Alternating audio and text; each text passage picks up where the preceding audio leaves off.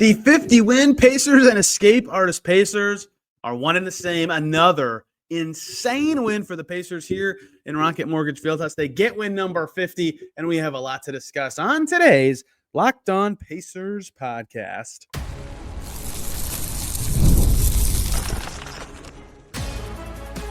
You are Locked On Pacers, your daily Indiana Pacers podcast, part of the Locked On Podcast Network, your team every day. What up, y'all? Happy Monday. Hope you had a great weekend, and welcome into another edition of the Locked On Pacers podcast, where we, of course, talk about the Indiana Pacers. As always, my name's Tony East. I cover the team for Forbes, and today, holy smokes, what a finish to the Pacers season right here in Rocket Mortgage Fieldhouse. They beat the Cavs in double overtime for win number 50, led by the most unlikely cast of characters that played together for an insane amount of time to close the game. They felt dead in the water many times in this one, and yet they get win number 50, a number that many fans wanted. They got it. A lot of Pacers players suggested it did mean something to them. Rick Carlisle said it before the game as well. And they did it in an insane game. We'll put a bow on the game and the season. Look at where the Pacers landed draft-wise right now. It is overtime of Warriors-Clippers, the final game that will influence the Pacers draft position. So I'll be live reacting to where the Pacers could land. And then I will find out the Pacers playoff schedule and mention that here, and then pause this recording to tweet it, and then come back and finish this podcast. What a ridiculous basketball game just happened here. The Pacers played three starters, which I didn't quite understand. Andrew Nembhard, Aaron Nesmith, and Myles Turner all played just in the first half. None of them cracked 14 and a half minutes. Rick Carlisle said conversations with those guys is what led to them playing, but not Tyrese Haliburton or Pascal Siakam in this one. Bennedict Mathurin dealing with a calf thing. He did not play either in this game. So those three started, and it was okay for the Pacers at first, right? They were playing their starters. The Cavs were playing reserves. Over halfway through the first quarter, the Pacers were ahead. And then disaster. I mean, it was like a mirror of the Orlando game that happened 2 days ago on Friday night for the Pacers, where they held on for a lot of the first quarter. Late first was not their friend, and then they just got blown out for a long time, right? The second quarter of this game was where the Cavalanche, as it's been called, started. However, it was Cavs reserves against Pacers starters, right? That's what made it so perplexing. So if you dive into the second quarter box score, I don't want to go into this too much because it's not the big story of the game. But the second quarter, Jalen Tyson, Naquan Tomlin, Javonte Green, Craig Porter, Tristan Thompson, Amani Bates, that group outscored the Pacers by 11, right? So the Cavs were up big at halftime, and then they dominated to start the third quarter. So setting the scene, it's the third quarter. It's a game that doesn't matter for the Pacers. If anything, they can squint and say actually winning or losing, does have benefit because of the draft. It's 47-74. Who cares, right? Like, I don't mean to dismiss this game. It mattered for the Pacers, clearly, as you'll see as we keep talking about it. But it would have been so easy for the Pacers to fold in that moment. Jarris Walker's on the floor with Tony Bradley, Ray J. Dennis, Enrique Freeman, and Quenton Jackson at the time. And then Johnny Furphy comes in for Jarris Walker. It is 55-76 at the time. There's 4 minutes and 37 seconds to go in the third quarter, which means 26 more minutes of basketball were played. A 12-minute quarter, 2 5-minute overtimes, and that 4 minutes and 37 seconds. And that same group, Furphy, Jackson, Bradley, Freeman, Dennis, played the entire thing. That group could have been gassed at any time. So by the end of the third quarter, they did a little bit of damage. They got it to 15, but it was still an 18-point game. By the end of that quarter, the fourth quarter starts. This Cavs group that's been playing well and making a bunch of threes the whole game gets it to 23 again. It was 73-96 with 7 minutes and 17 seconds to go. For all the people who've been tracking the escape artist Pacers of late, you've seen many things, including what I've talked about, like the odds of the Pacers theoretically winning a game. It was 99 point something on ESPN that the Cavs were going to win this game at that time, right? They looked dead. They looked totally dead. And then for the next 5 to 6 minutes of play, they played perfect. They scored almost every trip. They were getting a ton of rebounds, right? So remember, 73-96 Cavs lead. Before you blinked, it was 82-96. That took 2 minutes, right? Cavs took no timeouts to that point. They finally took one after Quenton Jackson scored to make it 84-96. An 11-0 Pacers run, and there's 5:32 left in the game. So it took less than 2 minutes for the Pacers to get those 11 points. No matter, the Cavs can come out and do something good, right? Tomlin scores on their second trip in. They're up 14. they're good, right? Nope. Johnny Furphy 3, Quenton Jackson driving layup. He gets fouled and hits the free throw. Tony Bradley layup. And all of a sudden, it's a 6-point game. Cavs still don't call a timeout. Ray J. Dennis hits a 3. Then it was time to bring in the subs for the Cavs with about 3 minutes to go. The Ray J. Dennis 3-minute 95-98 with 3 minutes and 20 seconds to go. If you've been doing math at home, the Pacers scored 22 points in 4 minutes and gave up 3. I mean, they were awesome. They scored almost every trip. They were getting a ton of stops. They were just playing excellent basketball for a long time with that group, getting good shots and making them. And the Cavs were worn down, right? So it's a 1-point game after an Enrique Freeman running layup. I thought, wow, the Pacers could actually win this. And then Jalen Tyson scored. And then Imani Bates hit a 3. It was a 6-point game. The Pacers take a timeout. And after 2 free throws, a Craig Porter shot, and a miss from Ray J. Dennis, Tristan Thompson gets fouled. There's 53 seconds left in the game. So there's been 2 moments so far that I thought the Pacers lost. When they were down 27 in the third quarter, and they had still some rotation guys in, and they were down 23 with 7 minutes and 17 seconds to go. Both of those moments, I thought, it's over. They're going to lose. And this was the third time I thought it was over. When Tristan Thompson went to the free throw line with 53 seconds to go with the Cavs up 6, right? The Pacers probably only get 2 more good possessions. He missed both. And then Johnny Furphy missed the layup. I thought it was over again. But Johnny Furphy gets smacked in the face in this basket, somehow gets his own rebound, throws it up, misses again. Tony Bradley tries to tip it in. It gets batted around a million times. Eventually, Tony Bradley tips it in. Cavs still up 4, take a timeout. Turnover, Quenton Jackson scores. No matter. There's less than 24 seconds left in the game. It's going to be a free throw game. The Cavs just have to get the ball in bounds one time, and they'll get free throws to put this game away. How about another turnover? This time Craig Porter Jr., a miss at the basket, and Johnny Furphy dunks it 105-105. No basket for the Cavs. And the Pacers down 23 with 7 minutes to go, down 6 inside the final minute, down 4 with 40 seconds left. They shouldn't have even had enough chances to tie this game. Tied the game. It was an unreal comeback from a cast of characters so unlikely. 38-20 fourth quarter in favor of the Pacers, who were 3 of 11 from deep. They came back because they dominated the rim. They were 12 for 19 on 2s. They made all 5 of their free throws, and the Cavs had a bunch of untimely turnovers and couldn't make anything at all. Remarkable stretch from that group just to tie the game, to send it to overtime, right? Free basketball in a meaningless game. But those guys cared a lot, right? And they had been playing this whole time. Jarris Walker did come in a little bit in the fourth quarter, as did Thomas Bryant. So it wasn't quite 20-something consecutive minutes for all those guys, but they did play all of both overtimes. The first overtime was terrible. The teams were combined 3 for 23 from the field with 3 Cavs turnovers. Horrible basketball. Johnny Furphy made a shot. Jalen Tyson made 2. That's it. But the Pacers made 2 free throws. They defended very well in that period. And then the second overtime, finally the Pacers got the lid off the basket, going 6 for 8. The Cavs continued to struggle offensively. 17 points in the second overtime after 4-4 in the first overtime. And all of a sudden, in a game where the Pacers looked dead in the water, season's over, 49 wins, no problem, they found a way to get it done. And they win. 27-point comeback, the largest in the NBA this season. Rick Carlisle said largest in Pacers franchise history. I've not checked that myself. 126-118 the final score. The heroes, 3 guys that we will talk about in the second segment, Quenton Jackson, Ray J. Dennis, Enrique Freeman, plus 2 roster guys in Bradley and Furphy, all chipped in something. What an incredible run from that group.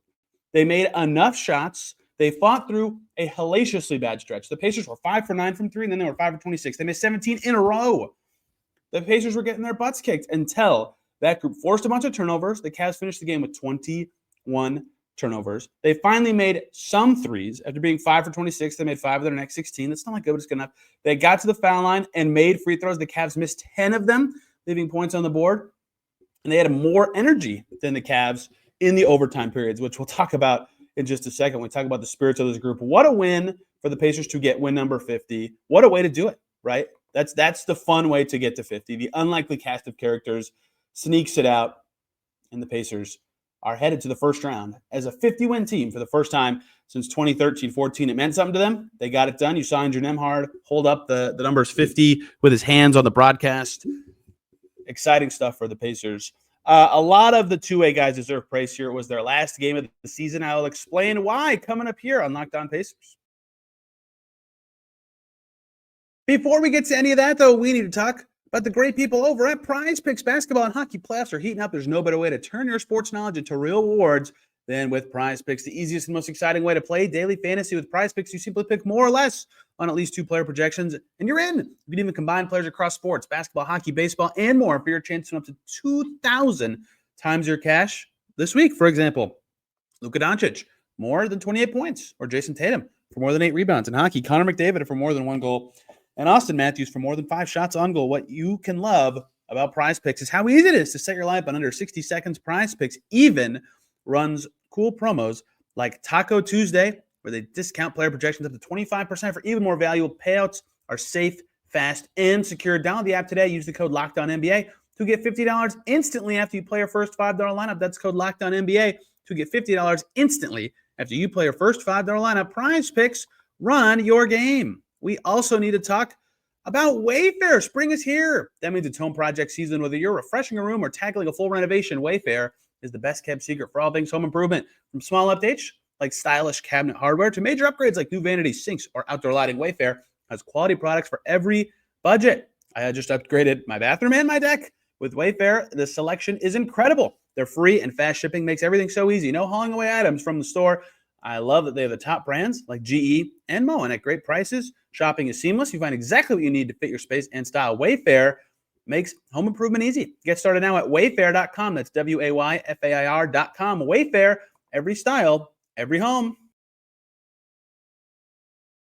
We're back here on Locked On Pacers. Thanks for making us your first listen today and every single day. Make your second listen Locked On Cavs. Danny Cunningham will talk about the other side of this insane game and the road ahead for the Cavs now that the play-in tournament is set. Clippers-Warriors just ended. The Clippers won. Good news for the Pacers after the Pacers won themselves.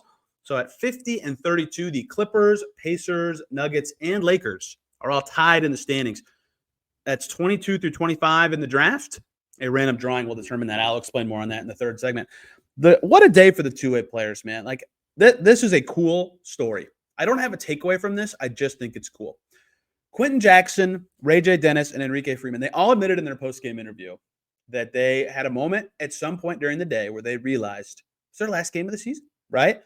For those unaware, two-way contract players are ineligible for the playoffs. Right? Quenton Jackson could probably help the Pacers in a playoff setting, but they just can't play. They're not allowed to. It's the rules. Rick Carlisle actually saying after the game, he thinks should be changed. They should be allowed to play, right? So they can't. And so this was the last game any of those 3 guys could play this season. And boy, did they freaking play like it, man. Battling hard down the stretch every second. The Cavs guys were gassed, right? Jalen Tyson plays 46 minutes. Naquan Tomlin plays 47, 42 for Tristan Thompson, 43 for Craig Porter, and 42 for Imani Bates. Those guys played well, but they got gassed by the end. And Quenton Jackson played 40 minutes. And Johnny Furphy played 41 and a half, although he's on a two-way. Enrique Freeman plays 31 minutes. Ray J. Dennis plays 29. Like, those guys still played a lot more than they ever play, really, in the NBA. And they were fighting the whole time. They were playing like their season was going to end. And I thought that was just awesome. They all showed something of note, right? Every player on that closing group chipped in something huge. The two-way guys specifically, Freeman was a beast on the glass, 8 boards for him in this game. That's what he does at best. He wasn't very efficient, but on a night when he had, family, friends in the crowd, he's from Akron, went to Akron, he's from Ohio, to have the 8-8 game plus 29, right? Chipped in. That's where they needed him, and that's what he did. Ray J. Dennis, 13 points, 6 assists. He led the Pacers in assists in 29 minutes. 3 steals, 5 rebounds, 2 blocks. He's just a steady hand. That's what he does. He wasn't making shots, but that's what has been admired about him for forever, is that he plays in a way that makes others better, right? And he did a great job of that in this game. And Quenton Jackson, I don't even have to keep explaining this to you. You can go back to last year before Summer League when I said, I think you guys are going to like Quenton Jackson. I think he's going to be good. And then he sucked in the first game, and I had to look stupid. And then he was great in the next 4. And then he was actually useful for the Pacers this season, started real games. Missed all his threes. Outside of that, 7 for 12 on all the rest of his shots. 7% from the foul line, 21 points and 6 boards for Jackson, who is just an energy guy all the time. He's so fast with the ball. He can get those steals. He had 4 steals in this game to get the Pacers in transition. I call him the juicer sometimes because he adds juice to the Pacers, especially in a game like this where they did not have it at all, right? It was incredible to see what those three could do in this game, all showcasing the exact skills that get them into the two-way range, right, where they're fighting to get into a real roster spot. We'll see I think Jackson is the most likely guy to do it, but those are the three that this is their last game of the season. They had to show what they are, who they could be, and what they could do, and they all did it. It was very impressive, and you just got to tip your cap to three guys who knew their season was over after today and really fought to prove who they are, what they could be, and they'll be around. Rick Carlisle said they'll still have value in the playoffs. They'll be practice players, right, on the scout team. If you listen to this podcast for ages and ages, I interviewed Alex Poythress a few years ago. He was scout team LeBron when the Pacers played the Cavs in 2018, right? You never know what kind of funky little value is going to pop up. Maybe Enrique Freeman is scout team Giannis, right? But those guys in their final game for the Pacers this season were awesome and showed exactly who they are and why the Pacers value them on a two-way, what their skills can be if they develop other things to be NBA players. I thought it was cool. A very poetic and cool way to get it. And to get the other guys to 50 wins, right? The other players, the rotation guys, played most of the season, although Jackson had real value. At times, Freeman was playing on opening night, right? He was the backup center in Detroit. At times, they were needed this season, but the rotation guys who were not particularly good in this game got the Pacers to 49. And then those three got the team to that elusive number 50 for the first time in years. The other two guys who played late and deserve credit for their play, even though not on a two-way, they are playoff eligible, Tony Bradley and Johnny Furphy, like the skills they have were totally on display in this game, right? Furphy wasn't hitting his threes. Tough shooting night for him, 1 for 7 from deep, but 4 for 9 on his twos, made all 4 of his free throws, and he just plays so physical. Took a huge hit to the face. Unbelievable no foul. I think he was bleeding. Got up, got the rebound. Tony Bradley gets scores on that possession. Rick Carlisle said he showed that play to the whole team in the locker room after the game, right? They were very happy with that play, what it was, and how it helped the team. 5 assists for Johnny Furphy. You haven't looked, I almost guarantee that's career high. 15 points. So he finishes the season with 32 points across his last 2 games. That dude is just tough. He plays tough. He plays physical. He's not afraid of that kind of stuff. The shot's going to have to fall eventually for him to be a rotation player, but he's got certainly some rebounding and defensive chops. 41 and a half minutes, never looked tired, fought. Loved the way he played. The Pacers did too. Tony Bradley, look, they needed a third center. He's on the team because he's very tall and can play third center and did the best of anyone they brought in for said audition. 5 offensive rebounds, 14 total. Yes, Tristan Thompson had 20. If Tony Bradley played the whole game, I don't think he would have had 20. Tony Bradley missed some layups that he should be beat up over. They are makeable shots. He works on them. He said after the game, part of why he's crushed that he missed them is because he works on them. He missed 2 free throws as well. Everything else he did is exactly what you hope your reserve center does. 14 boards, like I already mentioned, including 5 offensive ones. They needed the extra chances to keep up. Pacers took 119 shots in this game and 22 free throws. They had so many possessions. Tony Bradley being on the offensive glass was a part of it. 14 points is obviously 14 points. 5 blocks. 5 blocks. I was impressed by his reach on them, not necessarily his mobility. I asked him about his defensive growth after the game. He said, it was a little easier to get the blocks because I'm guarding Tristan Thompson under the basket, so I don't have to move very far. That made me laugh. I appreciated the honesty in that answer, but he still did it. He had to swat the shot and actually make a play, and he did. The 5 guys who played the majority of those late minutes were awesome and deserve a ton of praise for showing the exact skills that have them on the roster in the first place or have them on the fringe of the NBA, right? And Thomas Bryant came in a few times with those groups. He at least made half his shots and battled on the glass, and Jarris Walker came in, and I thought Jarris was good with the passing and the rebounding, had some moments he would like back defensively, although he defended Jalen Tyson pretty well early. All the guys who played major minutes or major roles in the fourth quarter on did something of value, right? They helped the Pacers stay in the game, keep a lead, do something after the starting group or the rotation group was not very good in this game. And they all deserve a lot of credit for that, and I found it to be a very poetic end to a Pacers season, that a team that prides itself on depth but has had a rocky season with their depth specifically saw their reserves pull them out of an awful game. Awful game. 50 wins. That's remarkable. They haven't done it in a long time. This is when it hit me what this means, right? Obviously, I understand fans wanting cool round numbers. Like, I'm not faulting any fan for saying, I don't care about the draft, 50 wins, get that, right? They got it. It hit me what it means for players. When we were interviewing Johnny Furphy after the game, I said, what does 50 wins feel like? It's his first year. He can't compare it to anything, but he said it hit him when TJ McConnell said it was his first 50-win season. And that's when it hit me. Like, TJ McConnell's never had a 50-win season. That guy's been a good vet for a long time. And it meant something to him enough that he shared that with Johnny Furphy. And, it means something to the players. They were talking about it today, and they got it. 50 wins for the Pacers. They were 10-15. They looked awful. I did an entire podcast segment about, man, these guys are trying to win and cannot do it. I researched some teams that were in that situation. It was not good. And then they immediately turned things around. They had that Celtics game when they could have been 1-4 had they not pulled it out in overtime after blowing the lead. They had a huge win over the Knicks after Rick Carlisle said, we had a bunch of pissed off Bills fans in here that helped us today. They had some ugly losses, Brooklyn, Toronto more than once. But once they got rolling in mid-December, this team has been really good for about 3.5 months now. And it's playoff time for a 50-win Pacers team. Let's put a bow on this with the draft stuff, with the two-way stuff in a little more detail. All that before this whole week is playoff time. We'll do a little bit more season recap-y stuff tomorrow. And then we're talking a lot of Pacers-Bucks. Before we do any of that, then we need to talk about FanDuel. The NBA playoffs almost here. Play-in tournament starts tomorrow. And FanDuel is giving new customers an incredible way to get in on the action right now. When you join FanDuel and place your first $5 bet, you will get $250 in bonus bets if your bet wins. FanDuel makes it easy to bet on whatever you want. If it's the playoffs, if it's the play-in tournament, whatever, you can hop in and pick a game you like or your favorite team or dive into those player props that everybody loves. 3-pointers to steals to assists. FanDuel has so many ways to bet your favorite player props. Plus, after the game tips off, you can even combine live prop bets into a same-game parlay for a chance to win big. So don't miss out. Head to FanDuel.com and claim your $250 in bonus bets today.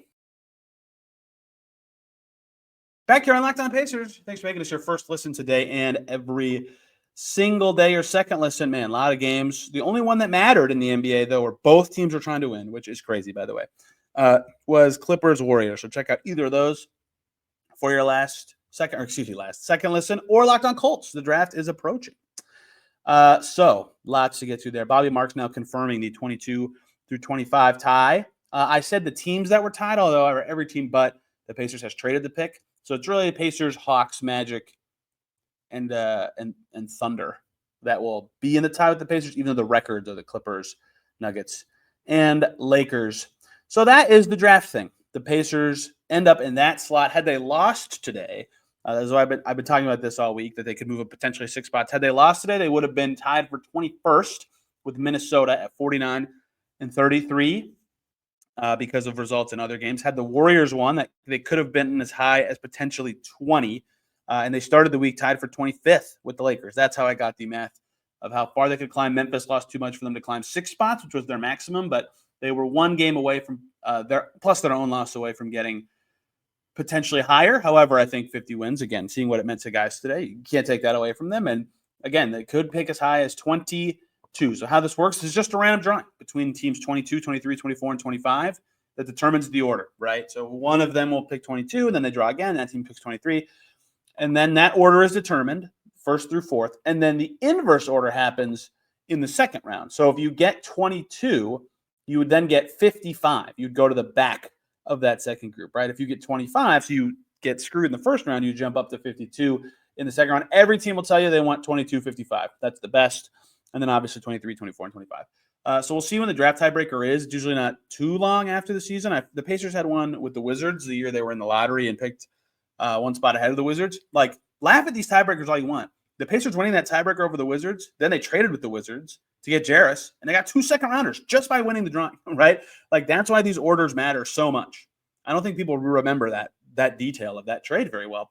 So it does matter. The Pacers will hope that they have, obviously, the highest pick they can get, and that's the situation they put themselves in. Again, losing could help them there. But, again, seeing what it meant to the players, and even Rick Carlisle talking about it, like, it's a nice round number. People are happy at 50.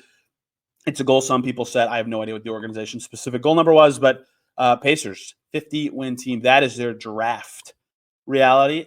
They are officially, barring some surprising awards things, going to be under the tax this season. I don't think anyone cares about that specifically.